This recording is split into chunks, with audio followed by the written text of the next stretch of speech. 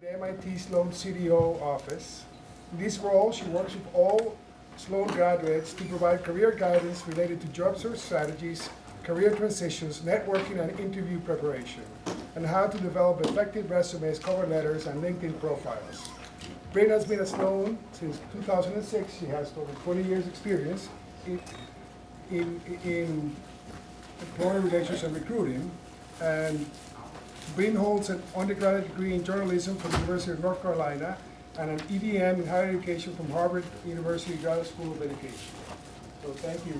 Thank you. Thanks so much. Hi, everybody. Welcome to campus. I love this time of year. Oh, thank you. Thank you. Thanks. It's always so fun. This is my favorite time of year because, first of all, everybody's happy. So that helps, right?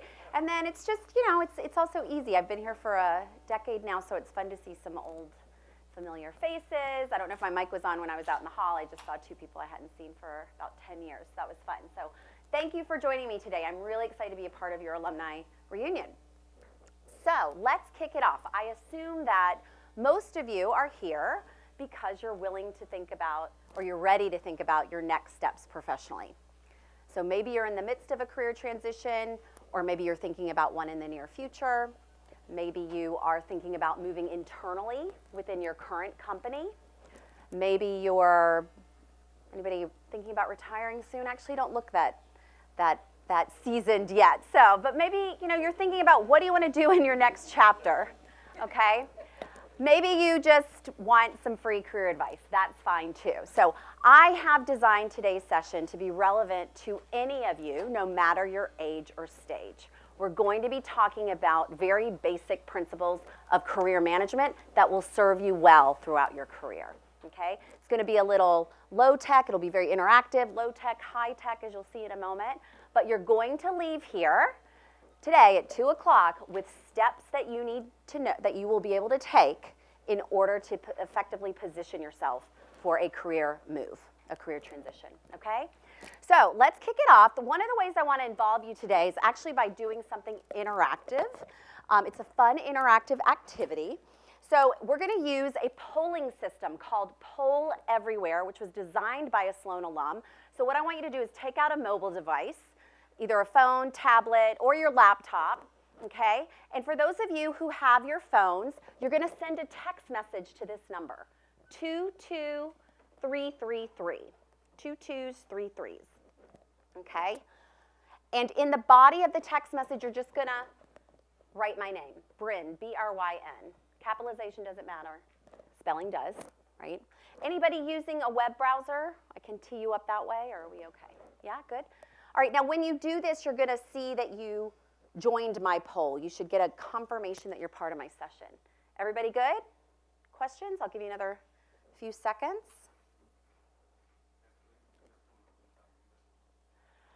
If you don't have a US phone, sorry. You can, yeah.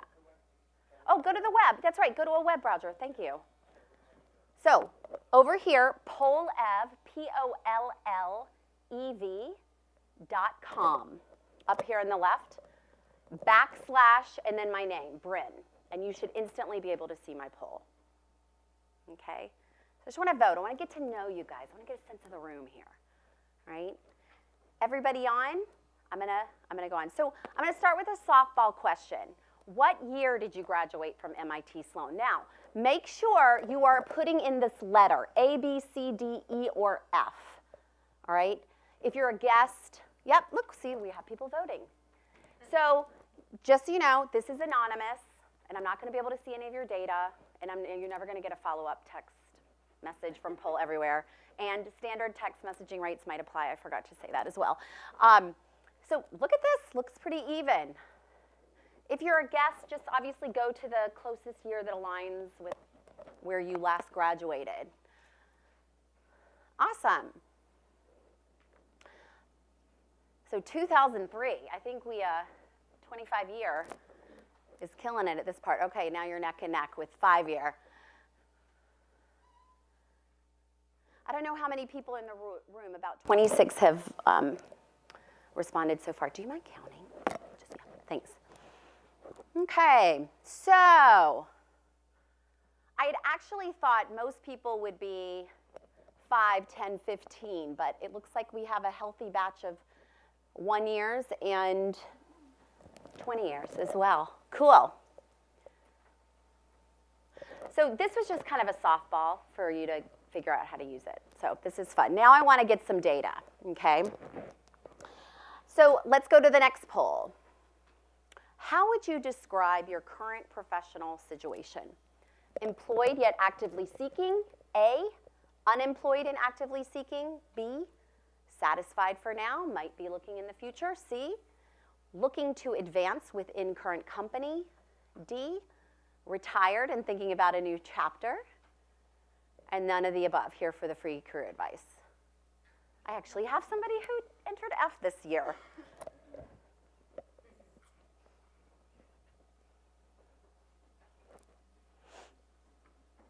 Cool. Okay, so you're obviously in the right place. Those of you employed yet actively seeking, this is a very appropriate session for you. All right, I think we're coming to the end of this. And then others satisfied for now, maybe looking in the future. Excellent for you to be here. You should always be getting this information before you're ready to execute. And then, sorry? You're on E? So you're retired and thinking about a new chapter? Good. So there was someone of that season of life in here. Awesome. So again, as I said in the intro, today everything I'm talking about is applicable to you no matter your age or stage. And I actually want to introduce a concept that I read about in a book called The Startup of You. If anybody's interested in maybe looking at a tiny little book, written by Reid Hoffman, who was one of the co-founders of LinkedIn, and his co-author, I think, Ben Casnocha. And in this book, they introduce the concept of thinking about your career as being in permanent beta.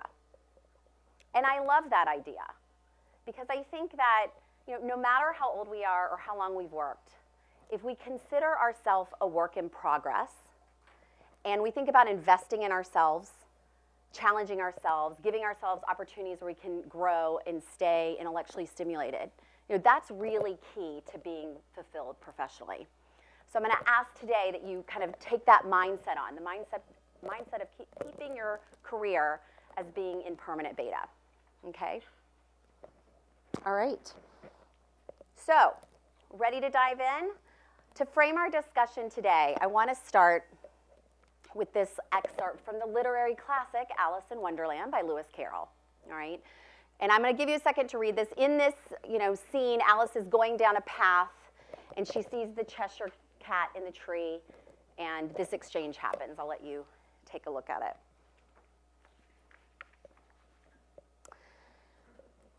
All right, so let's look at this with a career management lens.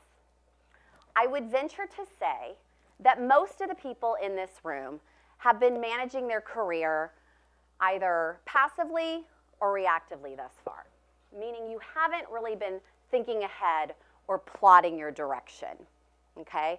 So passively means that you've just kind of taken whatever opportunities have come your way during your career, and let's face it, that MIT brand has served you well probably, okay? Or you've remained in your current company because you're anywhere from mildly satisfied to happy. And reactively is when you have made a change only when you've been forced to do so. Maybe you've been downsized. Maybe you have to move. Maybe you've been fired. And in those situations, our inclination is often to kind of take a fear-based approach, and you panic, right? You kind of approach your job search from a place of panic. Who's going to hire me? I need to get my resume together, dust it off, throw it out there, send some, job board applications, and maybe send it to a few friends, okay? But true career management is about intentionally owning your career. It's about being self-aware and thoughtful about where you want to go next. It's giving yourself a direction, unlike Alice, okay, had. So that's what we're going to do now. We're going to talk about what direction you want to take. So, how do you begin to position yourself effectively for a career move and do so from a place of intention and with purpose? I'm going to give you a quick overview of a very simple framework. Let me just say right off the bat, we're going to dive deeper into each part of this framework, okay? So just let me give you the quick overview, okay? Now, when I'm working with alumni in career transition, typically I will start by having them make 2 lists. The first list is a list of your strengths and your skills. These are your core competencies, the things you do well.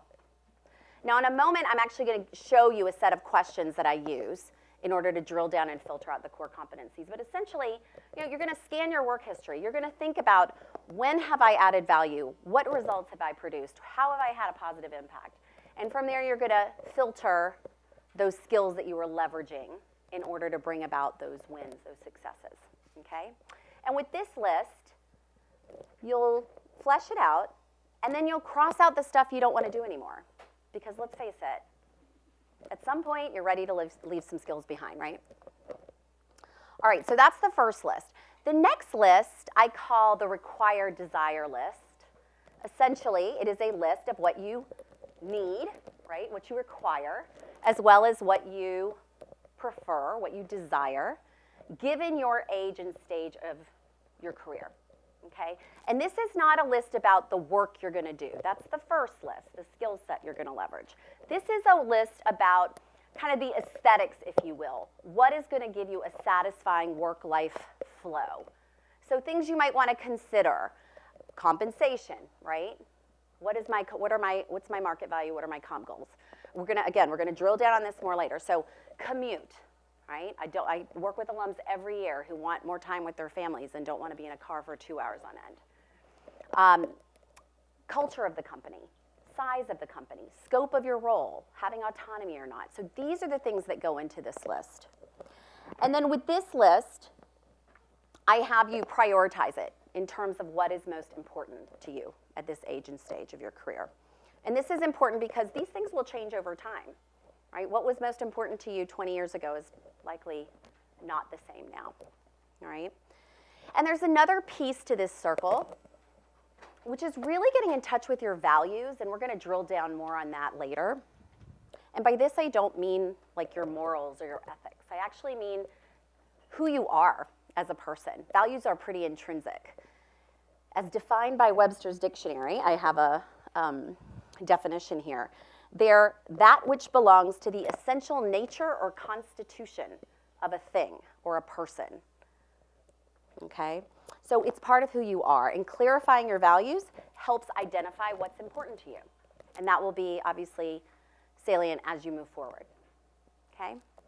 So starting with these 2 lists and doing the self-reflection required to do them thoughtfully and thoroughly is key to effectively positioning yourself for a career move.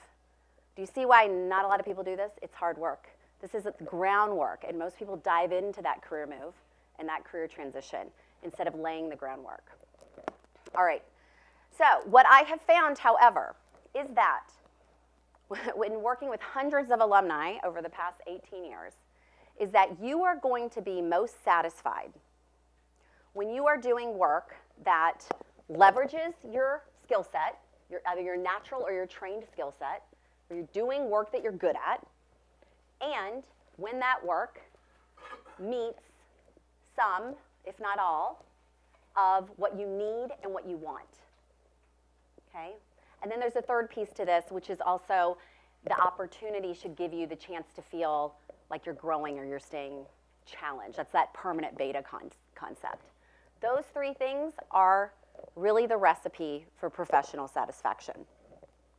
So these lists anchor you, really, they enable you to get grounded in what you bring to the table and what's important to you, okay?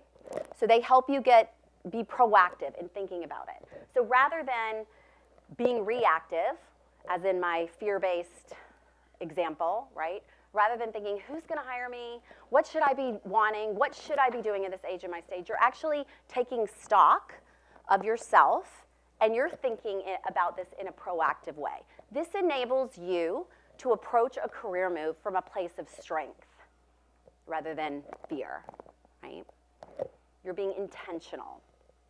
You're controlling the aspects of a career move that you can actually control, right? And then here's the other piece to that. This is what you cannot control. This is the market. right? You can't control the market, you can't control the conditions, but this becomes an important part when you actually get to job search strategy. So, eventually what you want to get to is you want to say, okay, what are the opportunities in, say you want to be in the San Francisco Bay Area. What are the opportunities in the San Francisco Bay Area where I can leverage my skill set and I can get some of what I need, some of what I want? Okay, and I love this because what it does is it opens up possibilities to you, to things that you might not have considered. Maybe new industries will come up that you had not thought about. Okay? So ground yourself first in the things that you can control, and then you can approach this next step with purpose. All right? This is steering your career with intention. Any questions on this framework? No? Cool. All right, let's move on. So let's now drill down into that first, oh, I forgot. So I think I already said this. This is really where you're going to have the potential for impact, contribution, and to feel hopefully fulfilled in your career and what you do. Okay? All right, so now let's drill down on that core competency list, that first circle, the strengths list. So in a few minutes, you're actually going to do a little bit of work and you're going to do some self-reflection on the strengths. Some people will find this easy. Some people know off the bat what they're good at. But oftentimes what I find is the best way to get there is to actually think about key accomplishments. So here's a list of questions designed to start to flesh these out. Now, as I read these, remember, you might be thinking about them in the context of your current role and what you've currently done. Maybe you could say in this past year. Or you could be thinking of prior jobs, or you could be thinking about personal examples. It really doesn't matter. Okay? Let's take a look at these questions. What problems did I recognize and solve? How much did I contribute to revenues or profits? What new product or program or system have I introduced? How did I save the organization money or time? How much? Quantifying things always helps, as you probably remember from B school. How did I effectively manage others? In what decision-making or planning did I participate? What awards, bonuses, or promotions did I receive? What challenges have I overcome? And what am I known for?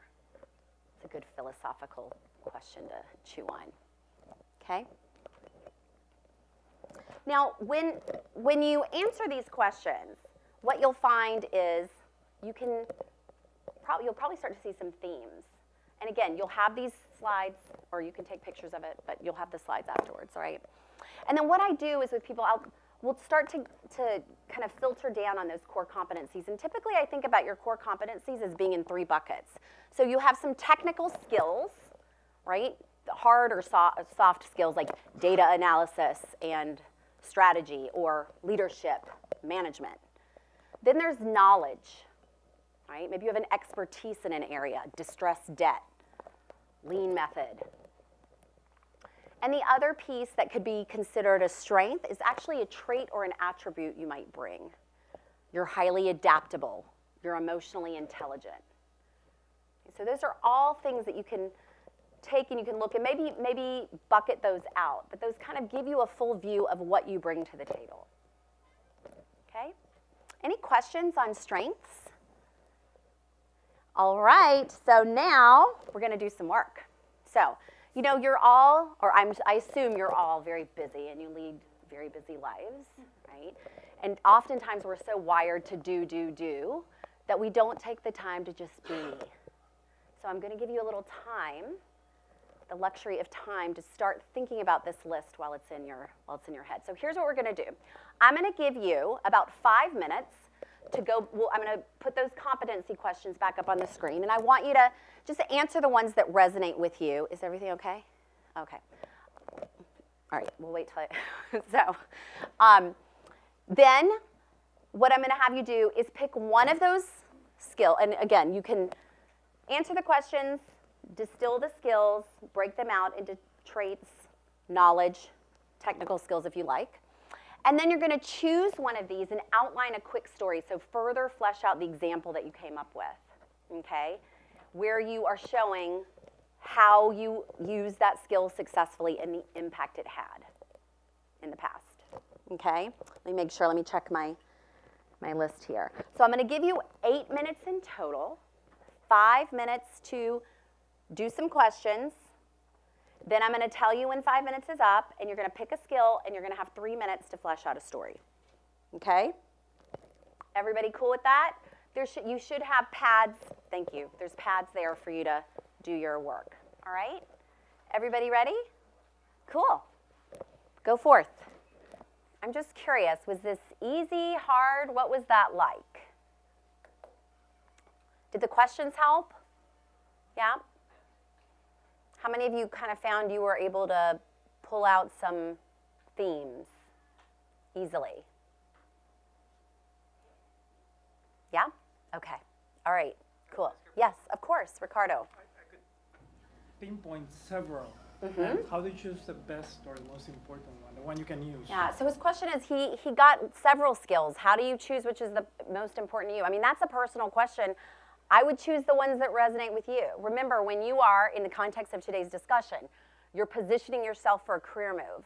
Ideally, you're going to want to have 5 to 8 core competencies, and you might have a list of like 15 or more, but you want to have, kind of a core skill set so that that's part of your message. Here's what I bring to the table. Here's how I've added value. Here's how I've produced results.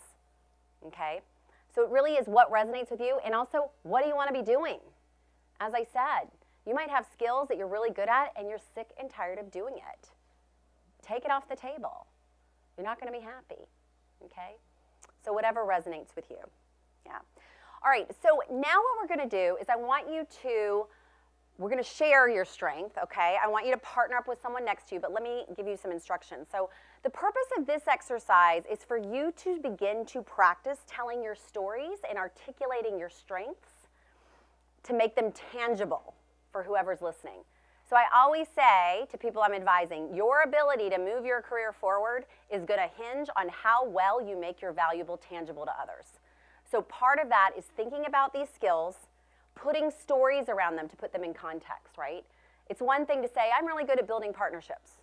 It's another to say, I've effectively built partnerships at my workplace by doing X, Y, Z with the result of ABC.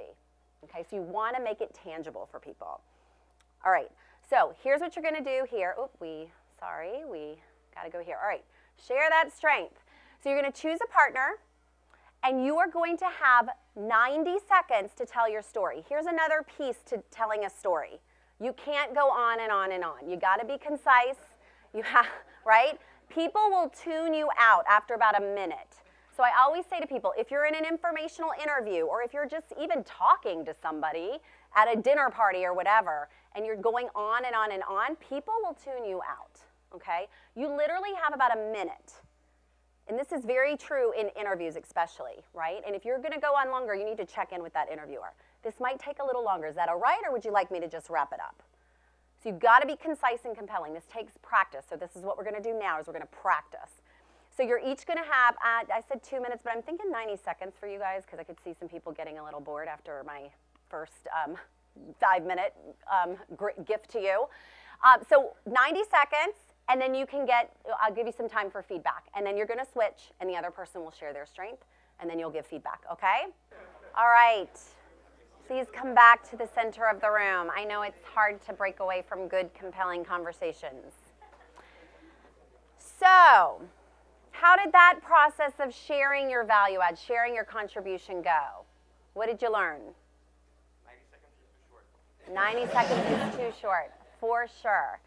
So that just hits home my point. And one of the things I'm always working with alumni on, especially when they are in the interviewing process, you've got to practice this. It takes groundwork. That's what we're doing now. Thinking about those skills, having effective examples to share, and distilling it down in a 90-second or less example is critical to your being able to effectively position yourself, navigate your career, move yourself forward. So, yeah. Comment on that. Yeah. How do you balance giving context where you are, the environment that you're in, and that groundwork or that background versus going straight to the point and how. What I would say is most of the background that you think is important is not that important. So cutting out details that really don't matter. That's why another piece of this is practicing it, and then you'll hear yourself or get some feedback on it. So I'll tell people, take your phone, you know, and like ask yourself some of those competency questions, or just tell me about yourself. We'll get to that later because we're going to talk about a career narrative and how important that is. But tape yourself. You'll be horrified. No. You'll be enlightened, right? You'll be enlightened because you'll see, oh my God, I don't need, first of all, you might say words like, I know one of the things I'm working on as a public speaker is I sometimes will say, right, and I don't know why I say that. So you'll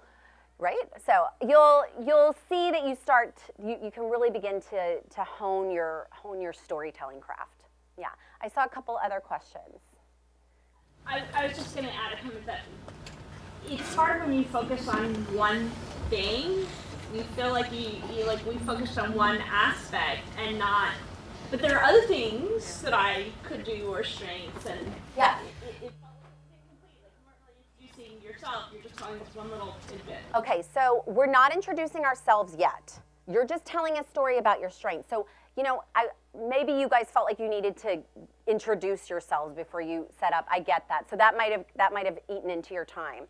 So you're going to want to have short little capsules of stories to share for all of your different strengths. So it's not like you have to get every single strength you have in 90 seconds. That won't work, right? You want to have something for communication and something for the distressed debt knowledge you have and something for the financial analysis you do or the portfolio management. So you're going to have like a portfolio of strength stories to tell, okay?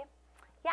How do you adapt your speech to the person you are talking to? Because from the manager, it will be a different speech. If you have to talk with the CEO, because ultimately you reach this last interview, you will not have the same expectation as the first interview. So how do you adapt? So how do you adapt depending on whom you're speaking with? Maybe you're speaking with someone from HR, then you go to the hiring manager, then you go to the CEO. So that's why you want to have an arsenal of different stories to tell. And then, you know, again, you want to be thoughtful. Every single interview you have, you need to prepare for. If you've told the same story 3 times, you need to get a new story, or you need to have a different way of presenting yourself. So it does. This takes preparation, this takes groundwork. That's why most people don't do it, right? So make sure you're being thoughtful. And then also there comes a whole nother element to knowing who you're speaking to and what's important to them, right? And being able to tailor your message towards that audience, okay? I'll take a couple more and then we're going to move on. Yes? I have presented 2, 3, 4 skills, but Ricardo highlighted in his feedback that I should focus on the last one, which was I was actually very proud of it. Yeah, so you tried to stuff skills, so you did skill stuffing. Yeah, let's not do that. Let's think of like just one strength, and here's an example. And maybe it will be a blend. It's not like you only have to do one thing at a time. Some things complement one another, right? So just make it be reasonable. Yeah. Okay, and I saw, yes?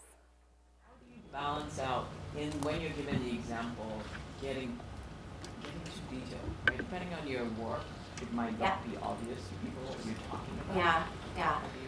I think that's to the point that I made earlier, is that you do have to practice it and you have to be knowledgeable about your audience.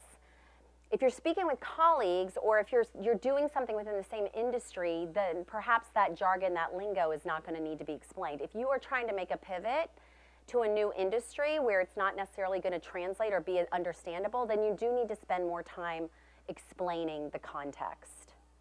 You know, so there's no like perfect answer. It really is it's just it has to be relevant to the audience, to the person you're speaking, to whom you're speaking rather, okay? All right, so keep that up. After your homework, after this session, is to continue to flesh out this strengths list. And I would say, pick 5 to 8 core competencies that you want to hang your hat on, and make sure that you have short stories to tell about each, okay? Practice them with your iPhone. That will be, as I said, enlightening. All right, and then I just want to show you an example. This is something that an alum I worked with recently created when we were doing this work together. So this is just a Word doc with 2 columns, but essentially and I masked the company names for his privacy, so he didn't really work at XYZ. You know, and what he did is he had these accomplishments that he did, and then he decided, you know, what strengths do I feel like I'm using? So you'll see some themes here: storytelling, communication, working cross-functionally to launch products, so a harder technical skill, product launches, innovation also comes across as well, product innovation. So this is a way you might want to tee it up. Or you could just do, you know, handwritten list. It doesn't have to be fancy. And then to take it a step further, as we just discussed, he took some of these strengths that he wanted to, you know, that he wanted to use moving forward, and he started to put the elements of the story together, right? With context, with his action, with the result. So this might be a way that you use this example to kind of inspire you to move forward as you're thinking about fleshing out your strengths and your examples. Okay?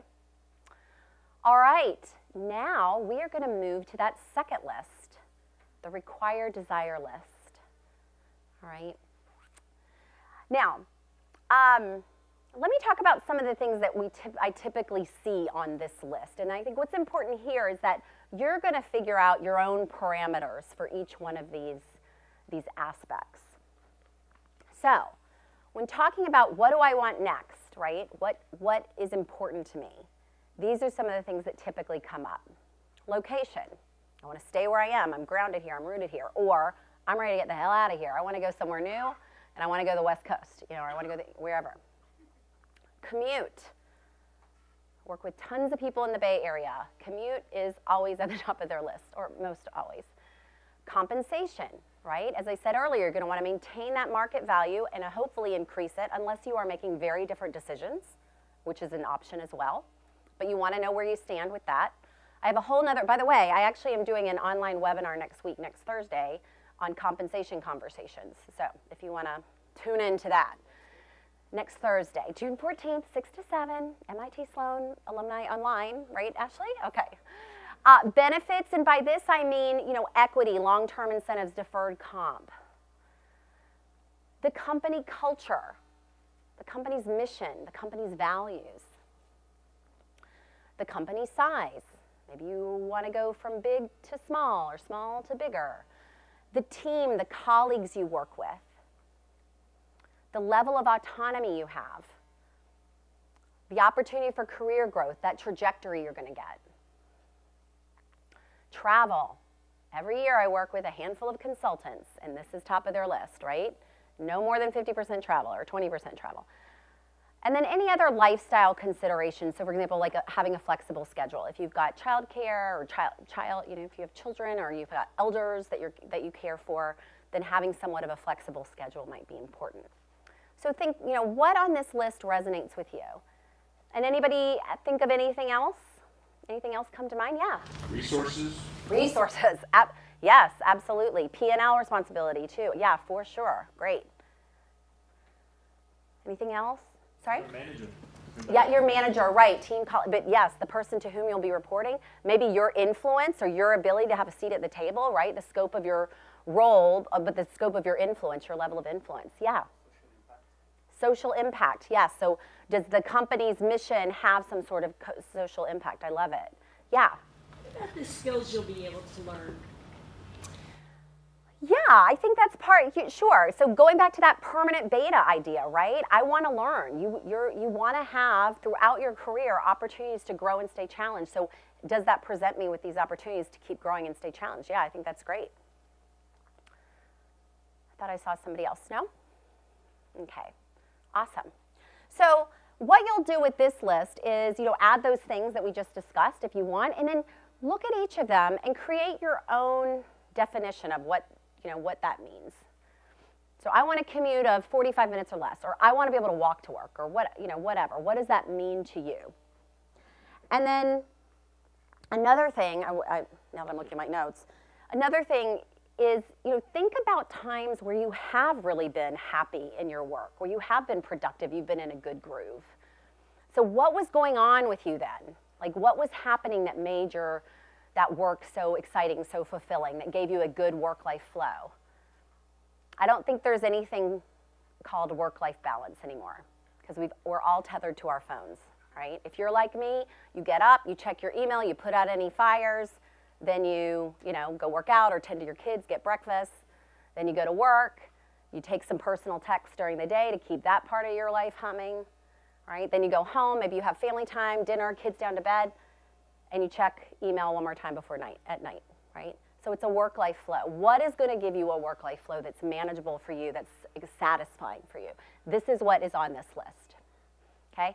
And then as I said earlier, you're going to want to prioritize it. What are the most important aspects of this list? Because you're not going to get everything on the list. Rarely will you get everything when you're making a career transition.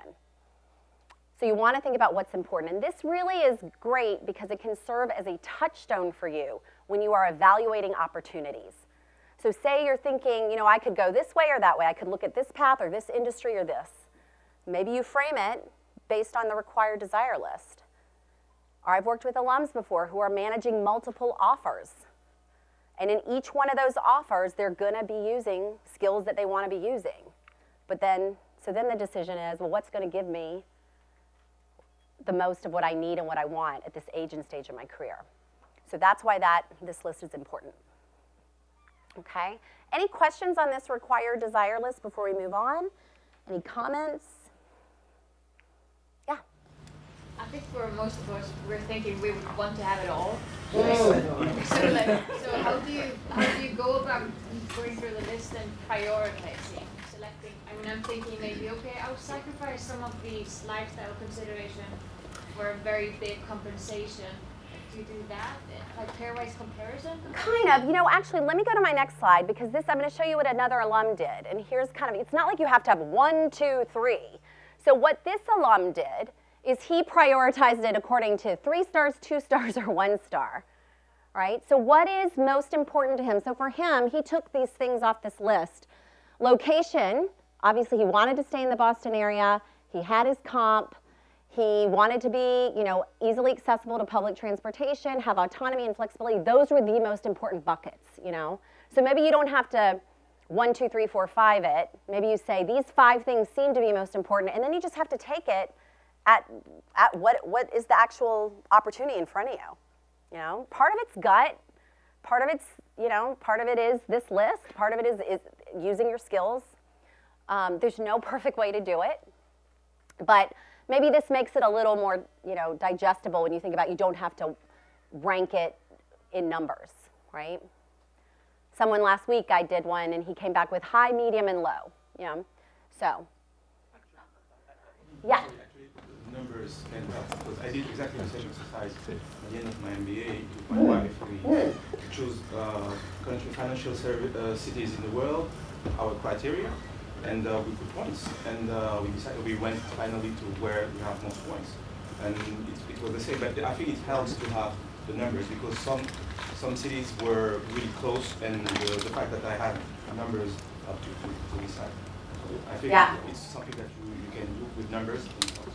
All right, so there is an advocate for actually putting some hard numbers, which is fine too. I once worked with an alum who somehow assigned a rank and a score in a quantitative, I don't even know. He sent me this whole spreadsheet and he's like, the formula's built in, and I don't even know how he assigned ranks, whatever. I love it. This is why I love working with MIT alums. But that made sense for him. So again, you like numbers, you might not feel as comfortable, whatever works for you, okay? And then I do want to note before I get off this spreadsheet here. This is a Google Doc, by the way, if you're wondering how he created this. The career coach in me loves this because he actually had his tab for competencies and he's ready to go with his contact list and his activity and his research. So that was just dreamy to see. So that's going to come much later, but he's ready to go here. So I wanted to just show that. Yeah. You may also be operating in a world where you don't have all the data points. Because a lot of these, you may have some sense maybe of the cultures, of your autonomy even, a promised autonomy, but you don't fully know. There's a lot of uncertainty. Yeah. So I think what you're saying is you can say autonomy is important to me, but then when you're actually interviewing, you're not sure if you're getting that. Yeah. Well, so I think to that point, that means you need to probe on that, depending on how important it is. Okay. Is there another question or thought? Okay.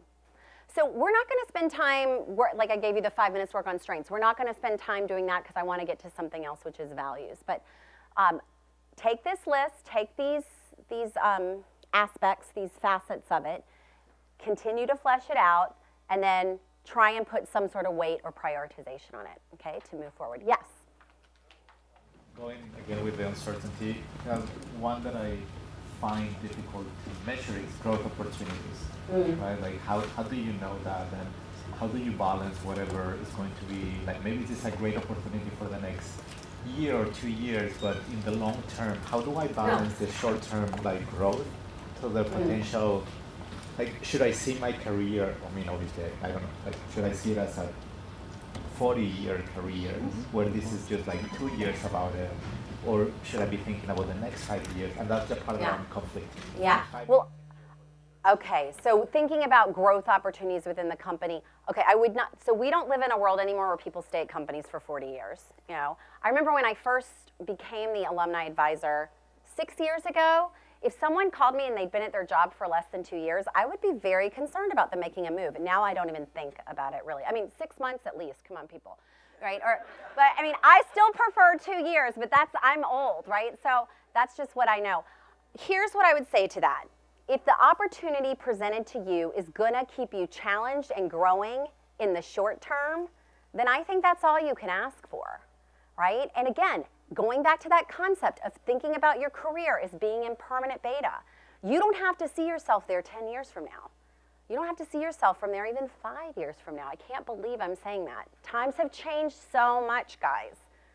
40% of the US workforce is going to be doing some sort of gig thing by 2020. And we're moving to the nature of work is changing. So I would say, think about it in the short term. You know, another piece to that, though I won't get to because I'm looking at the time, but like some people will come to me and they'll be like, so I need to know, like, where am I going to be 5 to 10 years from now? And I'm like, don't worry about it. Look at this world. God help us. Let's hope we're here a year from now some days when I look at the news. So it's just not, don't hinge your whole plan on where you want to be 5 years from now. Think about the here and now. What's important to you? What do you offer? What are your priorities at this age and stage? Okay? All right. So now what I'm actually going to do, this is a good setup. I'm going to turn to values, and this is another critical piece for you to consider as you're thinking about how you want to position yourself for a career move. So values are really the essence of who you are. Okay? They're intrinsic. They define you. And living our values in our work life is another piece, it's key to, just like staying challenged, it's key to your being satisfied professionally. I'm sure you all know people, or maybe I'm speaking about you when I say some people have a work persona and then there's someone else outside of work, right? So who they are at their day job is not who they are when they go home at night. And to me, that's kind of a drag because it means you're not being who you are. Okay, so the goal is actually to have those two identities align by making sure that your work in some way reflects your values. That's what makes work not feel like work, right? I love what I do. I'll give you an example. You know, I have a value of like adventure or new experiences. What is death to me is having to do the same thing day after day. Like, I don't like routine. I get very bored. So, I mean, one of the things I love about my work is I'm always talking to new people. It's no two people are the same. No two situations are the same. It's always something new to chew on. That's how I stay challenged. I am perfectly happy in this role. I love coaching. I don't care about power. I just like to help people, and I like to have new experiences. Now, when I was 18, how I expressed that value was like I went bungee jumping and I took cross-country road trips with my girlfriends and I hiked 14ers in Colorado. Now that I'm in my mid-40s, the whole new experiences is a little different, right? Adventure is like a new, fun, family-friendly experience, right? Or as I was saying to my husband last night, I think new experiences for me now is like a new restaurant or a new cocktail, which is kind of sad. But how you express your values changes over time, but nonetheless, that's just part of who I am. And so I'm lucky I get to express that in my work. Your values can also change over time. So for example, when you're in your 20s, financial security may not be that important to you.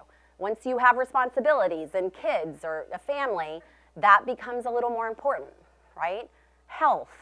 I never thought about what I ate or drank in my 20s. Now that I'm in my mid-40s, I gotta watch everything, right? You gotta be more diligent. It just becomes more important, okay? So that's values. You don't choose your values. And what I like about values clarification is it does really help you cement who you really are. And that takes the weight off some of the external messages or judgments that pop up when you're considering a career transition, when you think, oh, I should be doing this by now, or I should be a COO by now, or I should want to make all this money. Does it reflect your values? I don't know. So we're gonna do a little values clarification exercise right now. Let me make sure, yeah, and I think you'll find that, so we'll do this exercise, and you're gonna have some more work to do as well, but when you honestly assess your values, your next steps actually become a lot clearer. So some of the hesitation that you all expressed about, well, there's ambiguity, there's uncertainty, not so much when you look at it through the lens of your values, okay? All right, so we're gonna do, a values clarification exercise called peak experience, okay? Now, a peak experience, and we're actually gonna do some visualization, people, so I want you to really embrace this. I know some people might be a little self-conscious, but get over it. Mindfulness is like the hot new thing. So we're gonna embrace it. All right, let me tell you about peak experience. So a peak experience is a moment in time when you're thriving. Okay, it could be a time like crossing a finish line, or the best meal of your life, or just doing something you love. Peak experiences can also be periods of time. Your college years, or an amazing vacation that you took where you had the time of your life for 2 weeks, or an awesome summer. Okay, so it could be a moment in time or a period of time. Now, peak experiences, because hopefully you have several of them in your life. We're only going to talk about one, or you're only going to focus on one of them today. They can be personal or professional in nature. You've had peak experiences at work, I'm sure, and some personal ones as well. I actually am hoping you'll think more personal today, because again, getting away from the work stuff takes you away from sometimes those little the shoulds creep in to I should have thought that was a great experience, but it actually sucked, So personal or professional in life. And then it could happen at any point in your life, childhood, adolescence, adulthood, okay? All right, any questions about anything I just said?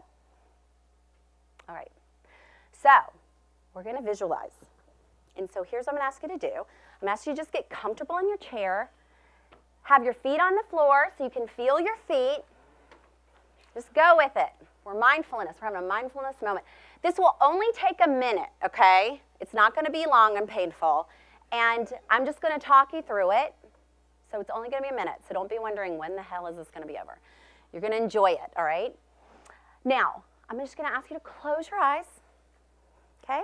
Take a few deep breaths, get yourself comfortable.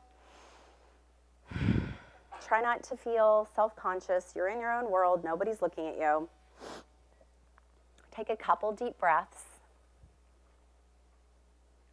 Just get yourself relaxed and comfortable.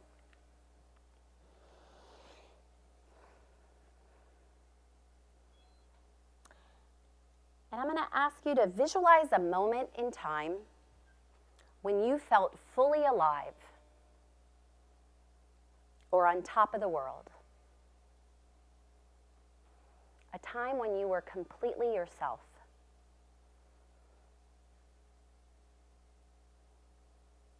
Where are you? Who are you with? What are you doing? Picture yourself there. Soak up the details. the setting, the weather, the sights, the sounds, maybe even the tastes. What's happening?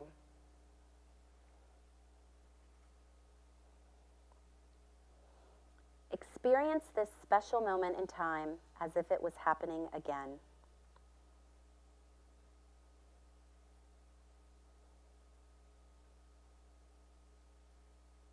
Lock it in. Be there and immerse yourself in it for a few more seconds.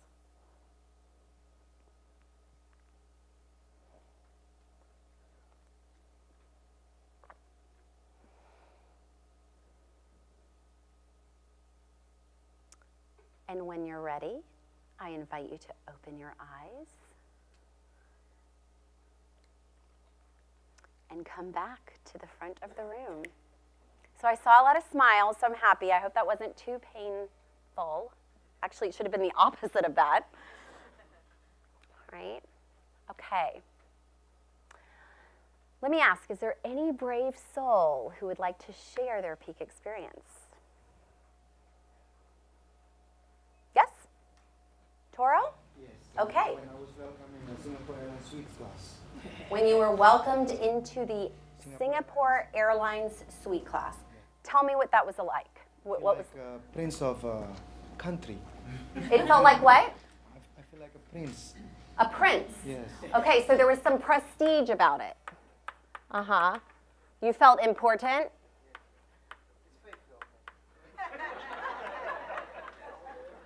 Tell me what you, like, tell me the experience. Like, what were you visualizing? What was happening? You were walking in and they were saying, Mr. Toro. Oh, Mr. Tambon, Welcome. they call Oh, it. Mr. Oh, sorry. Tambon, yeah. No, Yes. But even the leader, the flight attendant went all the way to the end of the thing, welcome me, carry my bags, you know. Oh, even though I okay. was wearing short. So, Yeah. and So then- you got personal attention. You were recognized. Okay. of course, they escorted me to the room Uh-huh. in the plane, and that made me special. Okay. I've been there for many times. I never took a video of it because Okay. I don't have Instagram. So you love this actual room you get to go into, But it's alone. but you're alone. Is this on an airplane? Yes. Wow, this is very new. This is not the world I live in. So that's awesome. So you get your very own room in an airplane. Okay. Yeah. Alone. Okay. Okay. Alone. So as I listen to this experience, you know, here's what I'm seeing. Like the elite nature of this fact that you have your own private room in the airplane is like, you feel like you are it, right? You are legit. Okay. The prestige piece. Well, let's just give me a second, okay? So prestige. I mean, it may seem fake because, right, you're not the most important thing in the world, but you feel like it, okay? But the prestige is obviously something that you really value. You want to feel important.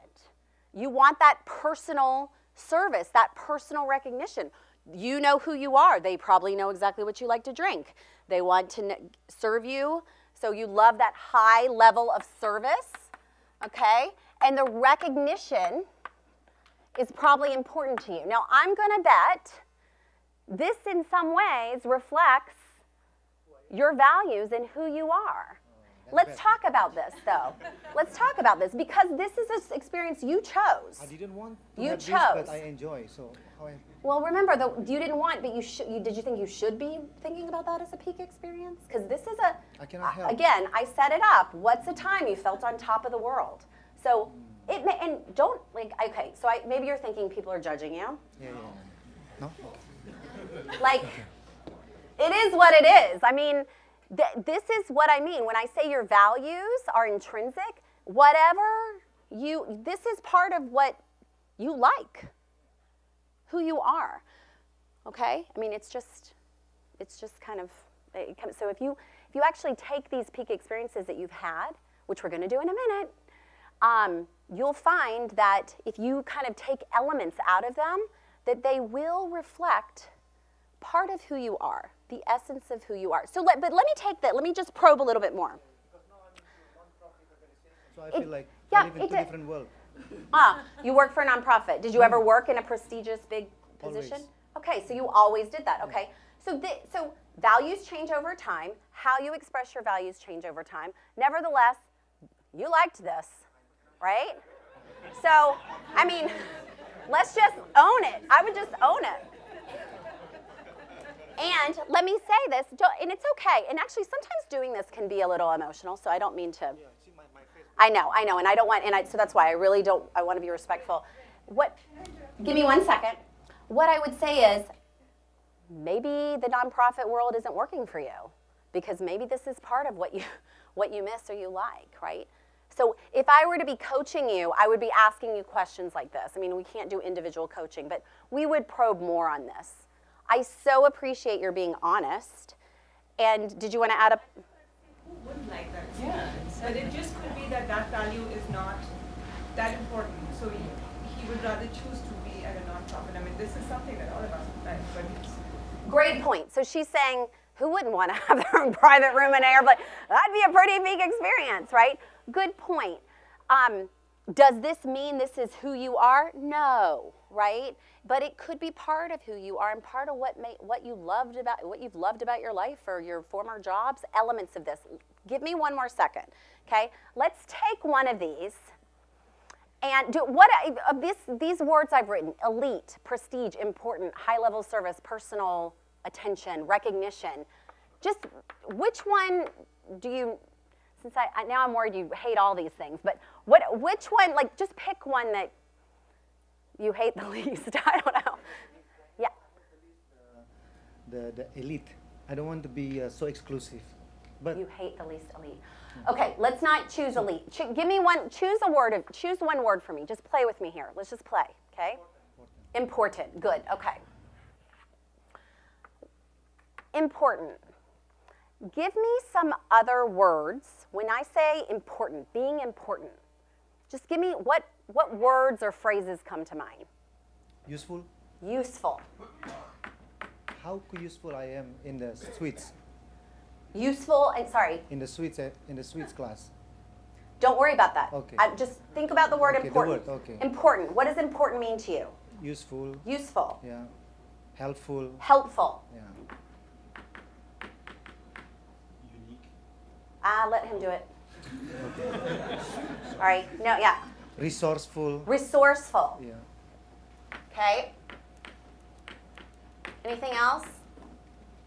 That's it. Okay, now we've drilled down. Okay? He's picked important. What does the word important mean to him? Useful, helpful, resourceful. So I feel like you're putting judgments on the bad versus bad thing, and I don't want you to do that. Okay. You've created your own definition here of being important. In the context of your peak experience, it meant walking into a plane and getting your own room. Now when we really drill down, what being important also means to you is being useful, helpful, resourceful. Now we can get somewhere in terms of if we're thinking about where you might want to go next. Okay? Are you being useful, helpful, resourceful in your current role at the nonprofit? Okay. Okay. All right. Everybody kind of see what we did here? So, values clarification. We're not thinking about work. We're thinking about life. And then what I just did is something called word strings, where we took one word, and you could do it with all these if you wanted, right? And we drilled down a little bit more. Okay. I am looking at the time, and I'm getting a little nervous, but we're gonna plow ahead. I mentioned the word strings. I don't want to let go of that peak experience because I think that's can be really powerful. So we're gonna actually pair back up. You can find someone new. We're gonna share your peak experience. Okay. Now again, in the interest of concise, you're gonna choose a partner. The person who's listening to the peak experience should be doing what I just did. writing down the values you hear expressed in the peak experience, okay? So you're gonna have about, how long did I give? 2 minutes, I think I did, hold on one second. Let's just do 1 minute, guys. Is that bad? Yeah, let's just share your peak experience. Set the time, I'm gonna do 90 seconds. 90 seconds, peak experience, 30 seconds values, feedback, okay? So we'll do 2 minutes and 2 minutes, okay? Find your partner and go. So we don't have time to really debrief on that experience, and I apologize if that was truncated. That's not what I wanted it to be, because I really think this can be a great, valuable exercise. I hope you found it to be that way too. And so just a couple things to wrap up peak experiences. You know, I think you'll find if you do this with several different peak experiences that you're gonna find some overlap between values that come out, and then you may be able to identify new values that come out. So to your point, I don't want you to think that your values are expressed fully in your personal cabin, right? You're gonna have, I want you to do this with some other experiences as well, okay? Now the bottom line though is that peak experiences are peak experiences because there are times when you're being completely yourself. And maybe I should have said that too. Like you're being, well, I think I did actually. You're being completely yourself, right? You might be on top of the world, but you're also just being genuine, okay? When you're living a life where you can be completely who you are at work as well as at home, that's when you're really gonna have the potential to thrive and succeed, okay? So, now we're gonna move on because some of you, I know there's engineers in the room who are like, when am I gonna figure out how to position myself? And so to that point, I'm gonna ask that people now hand out our handouts. So we're gonna just do a quick overview, right? We spent time today talking about our strengths and our skills. You know what you need to do. Do your list, cross out the stuff you don't wanna do. Make stories, create stories around your strengths and your skills. Work on your needs and preferences list. Prioritize it. Bring your values into it, okay? This is grounding yourself in the things you can control when you want to take on a career move, all right? And now what we're gonna do is talk about what comes next, which is creating your career narrative, which is a fancy word for telling your story, essentially, okay? So, you are all getting a handout that you can take home with you. With regards to the narrative, so this is, let me find my notes. All right, so what this is essentially a concise, interesting, understandable statement about who you are, what you do well, and what you want to do next and why, or we'll expound upon that later, okay? And it's something that you can use in everyday conversation. Your career narrative is how you're going to anchor yourself and position yourself for a career move, okay? Let's talk about the components. And actually, let me go back. So this is not only about job search stuff. This is about you're at a concert or you're at the gym and you meet somebody, or you're sitting on a plane and you meet somebody new and they say, so what do you do, right? Or it could be for an informational interview when you sit down and they say, tell me about yourself. Right? Or you could run into an acquaintance or an old friend and they could say, what have you been up to? So you can tailor your narrative to meet any of those situations. Oh, and thank you, Marilyn. And tomorrow at 4 o'clock, we're doing speed networking. The CDO is helping to sponsor that. Come to that. That's a great opportunity for you to practice your narrative. What goes into a narrative? So the who am I, that's that identity piece, right? So it could be you and your job title with a little bit about what you do. I'm a career coach at MIT Sloan who helps alumni in transition. Or it could be, I'm a healthcare executive. I'm a blockchain expert. I'm a product manager. I'm a management consultant. So you can decide how you want to define yourself based on what you currently do. Okay? Or you could take a little longer approach and talk about, in a very short way. I'm an engineer by training, but I've been a product manager at Google for several years now, and I've worked on Chromebooks and their software vertical, Google Cloud, or whatever. So it could be just a little overview of how you got to where you are. Okay, so that's who you are. What do I do well and how have I contributed in the past? This is where we pull from the first list, your strengths list. Doing all that groundwork is going to pay off. This is where you decide what you want to put forward. Okay? I'm speeding through this and I'm sorry. And then the second part is, what do I want to do next and why? This is where you take into account the second list. Require, desire, values, priorities. If you're not looking for a job and you just want to have your narrative at the ready, then you think about what's the work you love doing or what's the work you want to do more of. Okay? So the second question is more about strengths, how have you solved problems, kind of what you bring to the table. This piece is just, what are you thinking about next?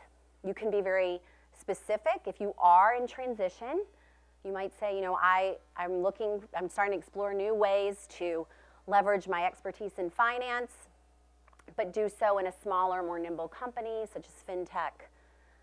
So I'm taking my first list. And what's important to me is traveling less or having a smaller company, right? So you're pulling from those two lists. That's your narrative, okay? With your narrative, we told a story about strengths. This is a story about you. It also must be in 90 seconds. So again, you're going to want to practice it. But this is key, and this is what's next, because you're going to clarify for yourself with your narrative what you want to be doing. You're going to be thoughtful about it, right? You're giving yourself direction. Remember back to my Alice in Wonderland slide. So your narrative helps you clarify what you bring to the table, how you add value, and it makes it easy for others. It gives you consistent messaging. It's your message. It's your message in transition. And you will use it at all facets of a job search, from informational interviews, cover notes, cover emails, your resume, your LinkedIn. By the way, your written career narrative is your LinkedIn summary, and hopefully you'll be joining me at 4 o'clock today because we're going to dig deep into that, okay? And you'll have lots of examples. I'll show lots of examples there too, okay? Salary negotiation, interviews, your narrative is going to guide you. And then remember, permanent beta, it's going to evolve, okay? Your narrative will evolve as you have more conversations with people and you decide, I thought I was going this way, but I think I want to go this way. So then you tweak it. So create it, practice it, test it out, get feedback. Continue to change it and tweak it as you go, as you do more research and go further down that path, okay? So again, this was more strategic. This session was more strategic. My 4 p.m. session will be more tactical. And then I just want to recap what we've done, give you an overview of transition and what we've discussed today in terms of how you can take this and begin to position yourself for a career move. So it has to start with self-reflection. Hopefully you've gotten that by now. We've started to do a little bit of it today. You want to continue that. You want to get that core competencies, the needs and preferences, values and priorities. Then you build your narrative. You're going to want to have a verbal narrative that you deliver in person. Your LinkedIn is going to be your written narrative. Then you position yourself on your resume and your LinkedIn. Make sure your resume and your LinkedIn highlights the strengths that you've chosen that you want to use and also reflects some of your needs and your preferences. You're going to use all that content we talked about today. The last piece of this, and this is going to be my future workshop, is intelligent networking. You're going to map your network. Who do you know? Who do they know? You're going to assess it. You're going to make requests of people. You're going to have informational interviews. You're going to look at target companies and have conversations there. You're going to think about industry groups or organizations that you might need to get in touch with. You're going to look at other written or online materials to do research. That's how you conduct your job search, right? It's going to be a networked job search at this age and stage of your career. Nobody's getting a job on a job board. Nobody in this room is going to get their dream job on a job board. I would almost guarantee, not all my money, but I would put a lot of money down, okay? All right, so 2:01, not too bad. Thank you for joining me today. It was a pleasure to be with all of you. Again, 4 o'clock today is LinkedIn. It's very tactical, leveraging LinkedIn for career management. And tomorrow at 4 o'clock is speed networking. Super fun, practice your narrative, come ready to deliver it. All right? Have a great weekend, guys. Thanks.